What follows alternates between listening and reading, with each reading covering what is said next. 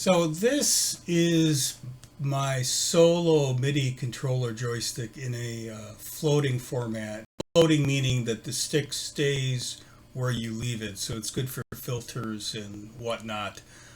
Probably not good for pitch bend or modulation, but good for filters. This is an upgraded version. This is the Solo Plus version. So what does the Plus get you? Well, it gets you more switches. There's a switch on the left side, there's a switch on the right side, and there's a button on the back. So let's talk about what these things do. From the boring but important part, the one on the back allows you to change MIDI channels. So by default, these are shipped MIDI channel 1, but you could now set it to whatever any of the 16 channels that you want to use, and it stores it in memory, so once you turn it off and turn it back on, it'll revert back to the last MIDI channel you selected.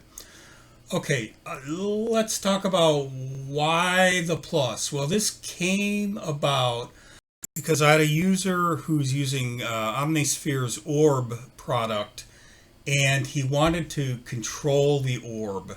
And the ORB is software that is normally controlled using two control channels. One channel, it's a circle, so one channel is the radius, how far out from the center of the circle, and the other one does the angle, so that tells you where around the circle it's at. Well, most MIDI controllers use Cartesian setup, so in that it's if you remember your high school math, it's the old X and Y. So you have the X, which is left to right, and the Y, which is up and down, forward and back. And so the 0 point would be there. So the 0 point is there, and then maximum values for both are there, and then it goes all over in between. Well, that doesn't translate to something that ORB wants. So the Plus came about. Let's take a look at the switches. The first is the left side switch. This controls which axis is output. It's a three-way switch, so in the center, this controller will send both X and Y. So it'll send both control changes. If you press it away from you, it will only send X. So it'll only send side-to-side movement. It will not send any up and down movement. And if you switch it the other way, it does the opposite. It will send Y up and down, but no side-to-side. This is important for two reasons. First reason, sometimes you just want one control change triggered, because these joysticks are sensitive, so very often you're trying to do 21 and you're hitting 22 instead. So if you want to limit the stick and just focus on one or the other, that can help you do that. But with ORB, it plays an important role, because ORB, you can't just type in the control change addresses like 21, 22, or whatever, 74, 001.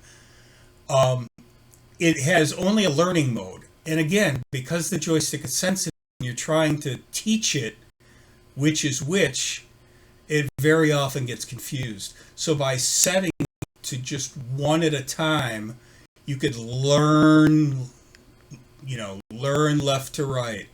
Okay, done that. Now learn up and down. Okay, great. And now you're set. Okay, what about the other switch? The other switch is also a three-way switch, and it operates this way. The user requested the ability to keep everything plugged in, but not send any control change, nothing at all. So just kind of disable output. The center position disables all output.